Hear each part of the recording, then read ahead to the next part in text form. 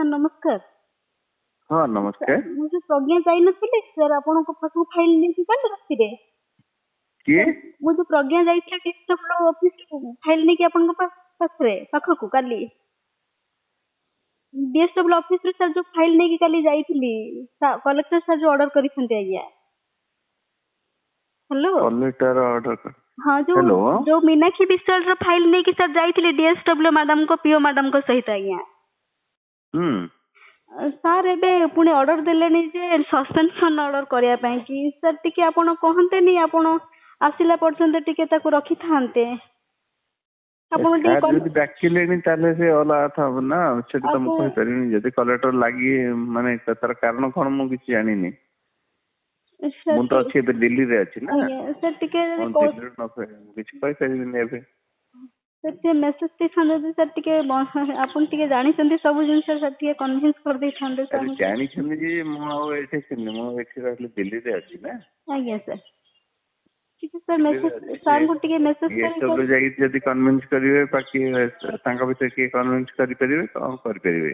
ଆଜ୍ଞା ଆଜ୍ଞା କି ନ ତମେ ଯାଇ ଦେଖା କରିପାରିବ ଯଦି କରିପାରିବ। ଆଜ୍ଞା ସାର୍ ଆପଣ ସାର୍ ପର୍ସନାଲ ଯାଇ ଦେଖା କରୁନ। ସାର୍ ପର୍ସନାଲ ଯାଇଥିଲି ଯେ ସାର୍ ଅଛନ୍ତି ଭିତରେ ଅଛନ୍ତି। ମୁଁ ଭାବିଲି ସାର୍ ଆପଣଙ୍କୁ ତ କାଲି ଦେଖା କରିଥିଲି, ଆପଣ ଯଦି ଟିକେ କହିଥାନ୍ତେ। ନାଇଁ ନାଇଁ ମୁଁ ସେମିତି କେମିତି କହିବି। ତମେ ବର୍ତ୍ତମାନ ତମ ଡିଏସ୍ଡବ୍ଲ୍ୟୁ ତାକୁ କନଭିନ୍ସ କରିବାର ଅଛି। ମତେ ଡାକିଥିଲେ ମୁଁ କହିଥାନ୍ତି ସେତେବେଳେ। ବାସ୍ ଏଇ ସିଚୁଏସନ, କିନ୍ତୁ ଏଇ ସିଚୁଏସନ ଯଦି କଲେକ୍ଟର ଭିତରେ ଅଛନ୍ତି ତମେ ଯାଇକି ସେଠି ଆସିଲା ବେଳେ ସେଠି ଦେଖା କରିବ, ତାଙ୍କୁ ଦେଖା କରି କୁହ ମୋର କିଛି ଭୁଲ ନାହିଁ, ମତେ କହିଲେ ଏମିତି ସାଇନ କରିବା ପାଇଁ ଏଇଟା କରିଦିଅ ବୋଲି, କିନ୍ତୁ ମୁଁ ଏ ଫାଇଲ ଡିଲ୍ କରିନି ନାହିଁ। ମୁଁ ଏବେ ମତେ କହିଲେ ଯେହେତୁ ଇଏ ଡିଏସ୍ଡବ୍ଲ୍ୟୁ ଜଷ୍ଟ ଗଲା ପୂର୍ବ ଦିନ ମତେ ଏଇଟା କହିଲେ ଏଇଆ ଲେଖ ବୋଲି, ମୁଁ ଆଉ ଜାଣିନି ସେଥିରେ କଣ ହେଇଛି, ଏଇଆ ଲେଖ ବୋଲି, ତେଣୁ ମୁଁ ଏଇଆ ଲେଖିଲି। ତମେ ଆଉ ସେ ଏଇଆ ଉଠେଇ ଦେଇଛି, ସେ ଉଠେଇ ଏସବୁ ଜିନିଷ ନ କହି ତାଙ୍କ ବିଷୟରେ ମତେ ଏଇ ଦିନ ମତେ କହିଲେ ୟା ପୂର୍ବରୁ ଏଇଆ ଲେଖ, କିନ୍ତୁ ମୁଁ ଏଇଟା ଡିଲ୍ କରିନଥିଲି। ସେ ମତେ ଏଇଟା କହିଲେ ଲେଖିବା ପାଇଁ, ଯେହେତୁ ଡିଏସ୍ଡବ୍ଲ୍ୟୁ କହିଲେ ମୁଁ ଲେଖିଦେଲି। ତାର ମାନେ ନୁହେଁ ଯେ ମୁଁ ଏଇଟା ଡିଲ୍ କରୁଛି ସାର୍। ମୋ ପାଖରେ ଫାଇଲ ପେଣ୍ଡିଂ ରହି ଡିଏସ୍ଡବ୍ଲ୍ୟୁ ପାଖରେ, କିନ୍ତୁ ମୋ ପାଖରେ ତ ସାର୍ ପେଣ୍ଡିଂ ରହିନଥିଲା। ମୁଁ କାହିଁକି ସସ୍ପେଣ୍ଡ ହେବି? ପୁରା ସିଧା କହିବ। ମୋର ଦୋଷ ଏଠି କୋଉଠି ରହିଲା ମୋର?